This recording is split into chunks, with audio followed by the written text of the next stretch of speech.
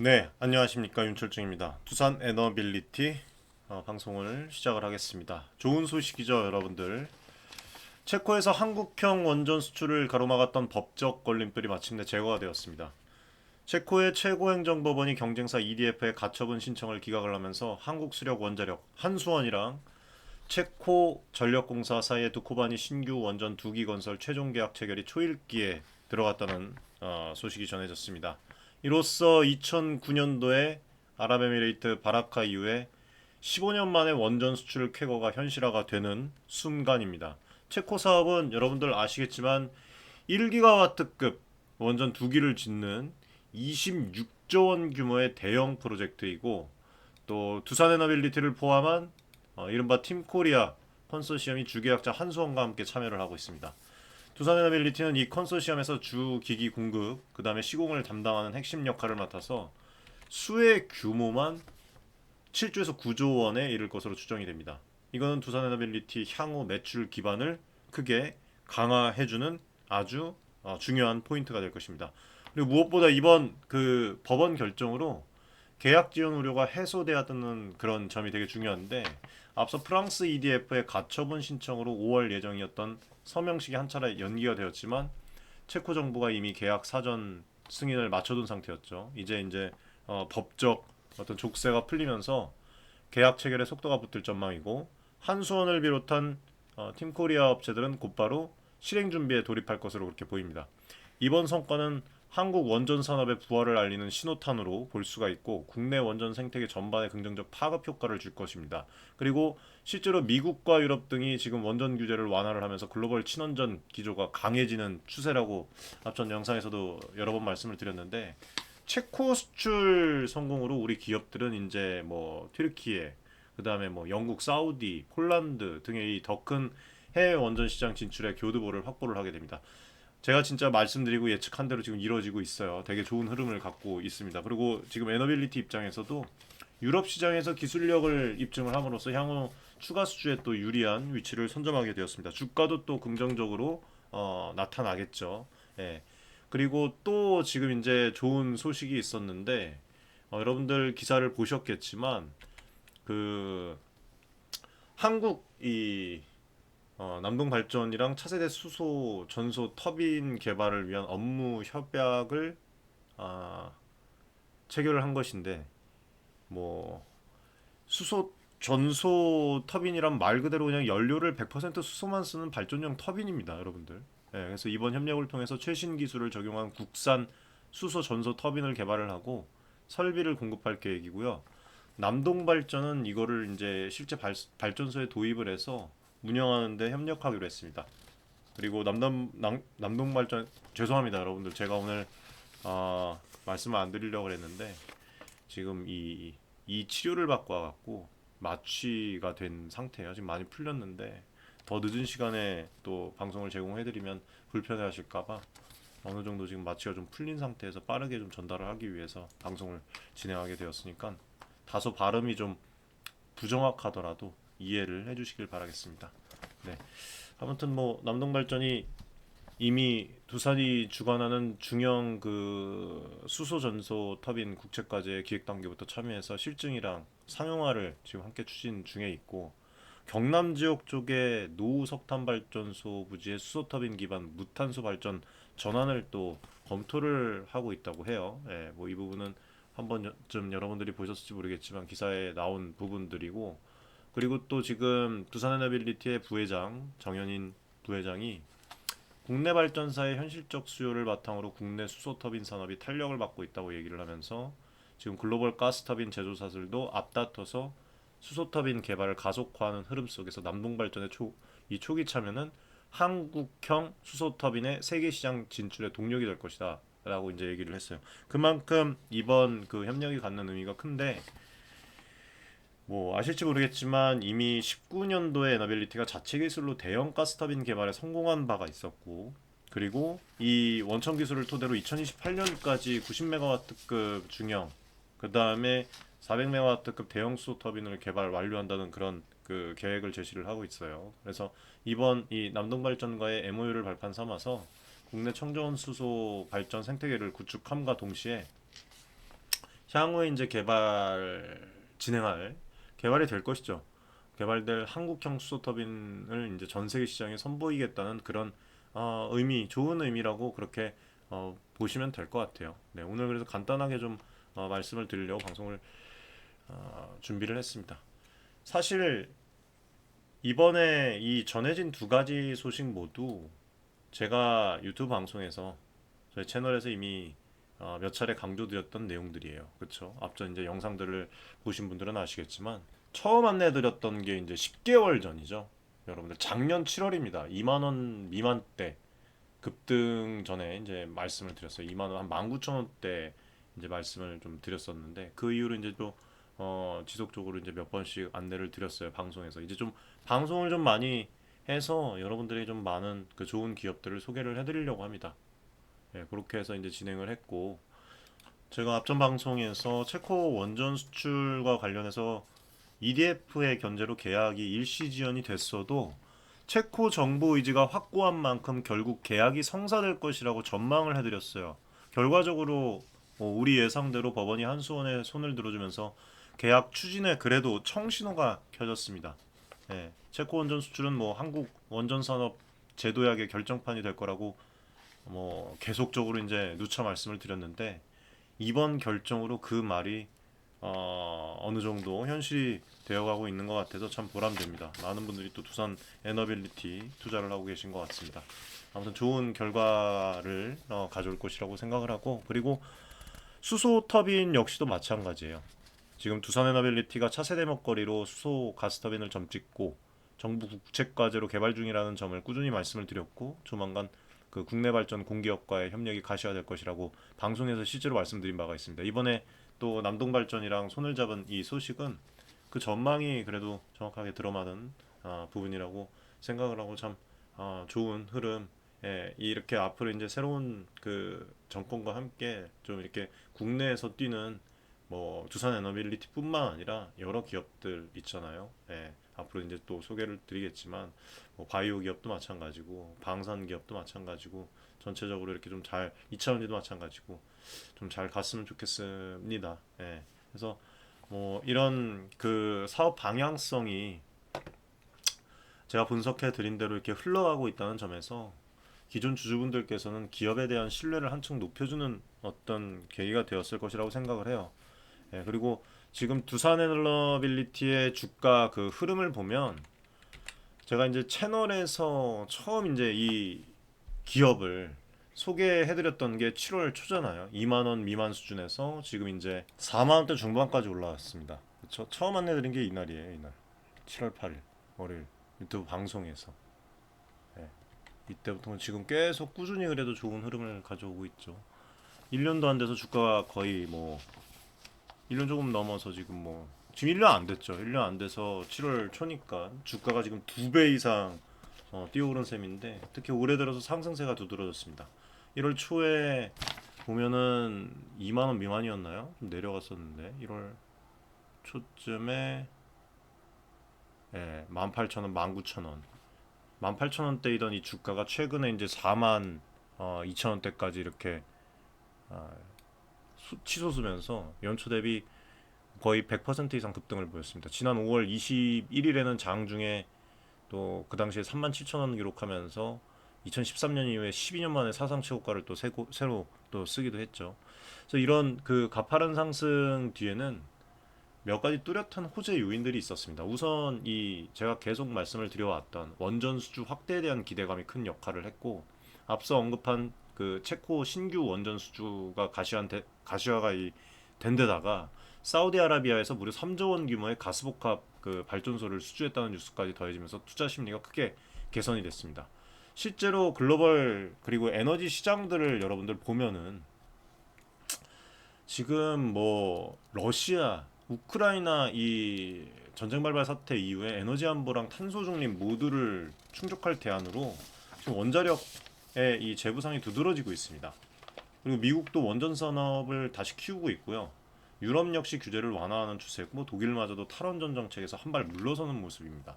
그래서 이런 그 국제 동향이 원전 관련주인 이 원전 관련주 이 대장주인 두산 에너빌리티의 긍정적인 모멘텀으로 작용을 한 것이고 앞으로도 그럴 거예요.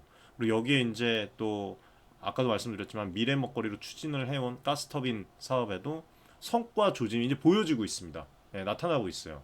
최근에 그리고 인공지능 산업이 AI 산업이 급성장하면서 지금 대형 데이터 센터 전력 수요가 폭증을 하면서 이거를 서포팅 해줄 그런 가스 발전 설비 수요가 늘고 있다는 점도 여러분들이 알아두시면 좋겠습니다.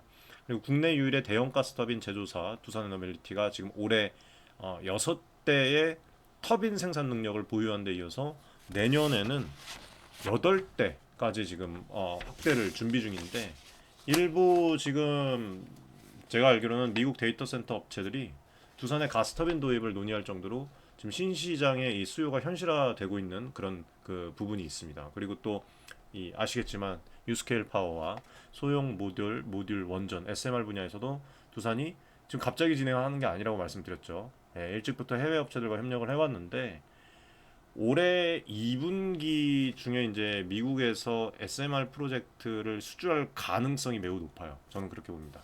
그래서 그 부분에 또 이제 주가 상승 모멘텀이 있고 앞으로도 계속 꾸준히 해외 그 관계자들과 해외 자료들을 좀 수집을 하면서 여러분들에게 올바른 정보들을 스페셜한 특별한 정보들을 좀 계속 꾸준히 드릴 수 있도록 하겠습니다.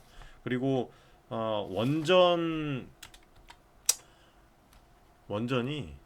지금 에너빌리티가 대형 그 다음에 이제 SMR 이렇게 지금 포진되어 있고 가스터빈도 마찬가지입니다. 가스터빈 수소까지 이제 포함을 해서 터빈까지 포함을 해서 전 사업 부문이 좋은 흐름을 보이고 있어요. 지금 전체적으로 다 AI 산업의 성장까지 부각이 되면서 그러면 앞으로 두산에너빌리티의 주가는 어떻게 향할 것인지에 대해서 제 생각을 좀 말씀을 좀 드릴게요.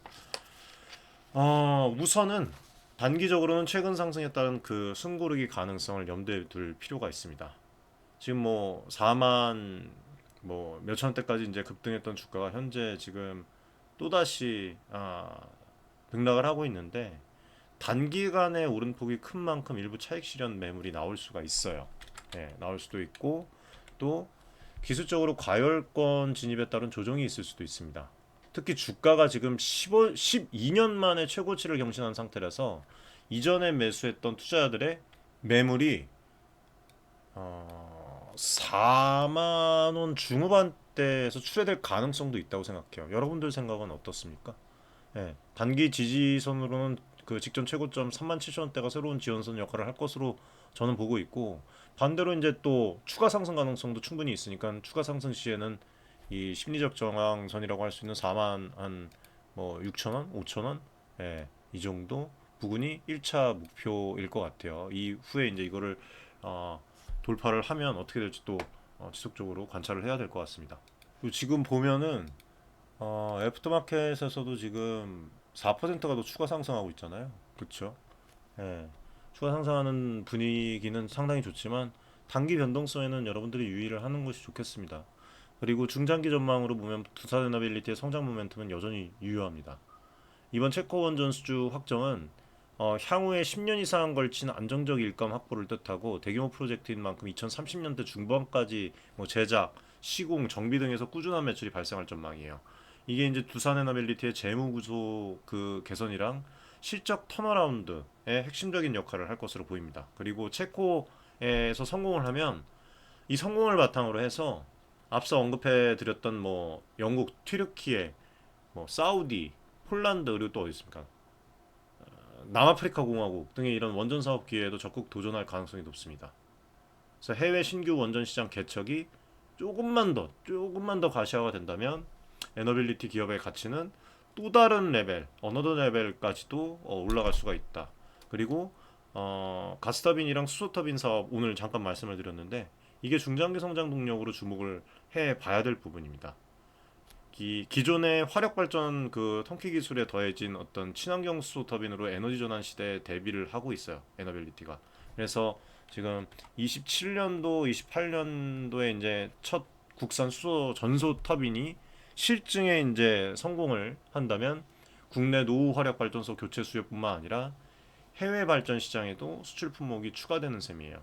정부의 이 수소경제 정책 지원이랑 탄소 중립 기조를 감안을 하면 두산의 선제적 어떤 R&D 투자는 충분히 결실을 맺을 가능성이 있습니다. 아울러서 SMR 분야에서도 두산은 핵심 기자재 공급사로서 참여를 하고 있기 때문에 차세대 원전 시장이 열릴 때 직접적인 수혜가 예상이 돼요. 이러한 정책적인 요인들도 이제 새 정권이 들어오면서 좀 봐야 되겠지만 여러 가지 요인들을 종합을 하면 나쁜 방향으로 갈 것 같진 않아요. 그래서 중장기적으로 회사의 이익 성장으로 이어질 가능성이 높고 이에 따라서 여러분들 조심스럽게 좀 말씀을 드립니다만 주가도 우상향 추세를 지속적으로 그릴 것이라고 저는 그렇게 보고 있어요. 다만 투자 리스크 요인도 점검을 해야겠죠. 예를 들어서 체코 원전 사업 같은 경우에는 EU 쪽에 이제 역외 보조금 규정 그 FSR 관련 심사가 남아 있어서 EDF가 제기한 그 이의가 완전히 종결되기까지는 지켜봐야 되겠어요. 그렇죠? 그런 부분. 그리고 이제 또 거액의 해외 프로젝트인 만큼 초기 투자비 어떤 부담이나 예상치 못한 변수가 발생할 가능성도 배제할 수 없습니다. 그러니까 모니터링을 계속해야 돼요.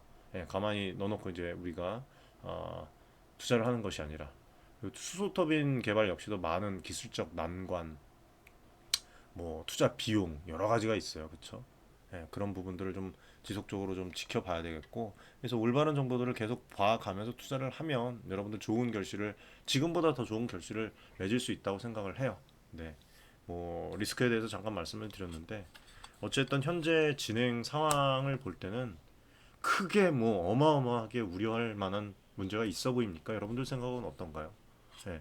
오히려 저는 긍정적으로 봅니다. 이번 정부도 정부와 민간이 잘 힘을 합쳐서 추진을 한다는 점에서 성공 확률이 점점 더 높아질 것이라고 생각을 해요. 네, 그렇게 좀 말씀을 드리고 싶습니다. 마지막으로 두산에너빌리티에 투자하고 계신 주주분들 그리고 또 에너빌리티를 관심 갖고 지켜보시는 우리 또 개인 투자자분들께 좀 말씀을 드리자면 그동안 이 종목은요 우리나라의 에너지 정책에 대한 어떤 변화와 그리고 글로벌 트렌드에 발맞춰서 극적인 변화를 보여왔습니다. 과거에 탈원전 이 기조로 어려움을 겪던 시절을 딛고 이제는 국내외에서 원전과 친환경 가스터빈으로 새 시대를 열고 있는 모습입니다. 주가 역시도 그 변화에 반응을 하면서 큰 폭으로 상승을 해왔어요. 저는 큰 폭이라고 생각을 해요. 이미 상당한 성과를 거뒀다고 해서 또 무작정 추격 매수하기보다는 조금 더 쉬어가는 타이밍을 가져갔으면 좋겠습니다. 대부분 지금 방송을 보시고 이제 뭐 투자 진행하신 분들 되게 많은 것 같은데 조금 쉬어가면서 마음 편히 가시면 좋겠고 추격 매수하지 마시고 몰빵하지 마십시오. 그래서 지금까지 이런 그 상승 요인들이 앞으로 유효한지 그리고 현재 주가에 어느 정도 선반영이 되었는지에 대해서도 방송에서 많이 말씀을 드렸어요. 그렇게 냉정히 따져볼 필요가 있습니다. 예. 뭐 앞서 분석을 해드린 대로 다행히 두산에너빌리티는 장기 성장 스토리를 가지고 있고 수주 잔고와 기술력을 바탕으로 한 그런 실적 개선 가능성도 매우 매우 뚜렷해 보입니다. 결국에는 중장기적인 성장 잠재력을 세상의 흐름에 맞춰서 믿고 함께 하시면 뭐 일시적인 조정이 오더라도 흔들릴 필요가 없다고 생각을 해요. 기업의 펀더멘탈을 보시는 게 중요하다고 생각을 합니다. 예. 그럼 반대로 뭐 이제 단기적으로 진입을 고민하시는 어떤 뭐 초보 개인 투자자분들은 주가 등락에 일희일비하지 마시고 조금 좀 기다리면서 차분히 좀 접하시는 게 좋을 것 같아요. 분할 매수나 뭐 분할 그 수익 실현 매도 등의 어떤 그런 원칙들을 지키면서 예. 이제 지금 이제 두산 에너빌리티는 시가총액 그래도 15위 아닙니까? 여러분들 시총 많이 올라왔잖아요. 그쵸? 예, 두산 에너빌리티 14위네요. 14위. 얼마 전까지 15위였는데 그쵸? 예, 14위. 이만큼 들어선 만큼 이제 국내 대표 산업주로 자리매김을 했습니다. 앞으로도 제가 채널에서 이런 어떤 그 핵심 종목들의 흐름을 좀 면밀히 분석을 하면서 진짜 깔끔한 그런 도움이 되는 그런 방송을 진행을 하도록 하겠습니다. 오늘 방송 여기까지 하고 마무리를 하겠습니다. 여러분들 좋은 저녁 되시고요. 더 좋은 정보로 찾아뵙도록 하겠습니다. 감사합니다.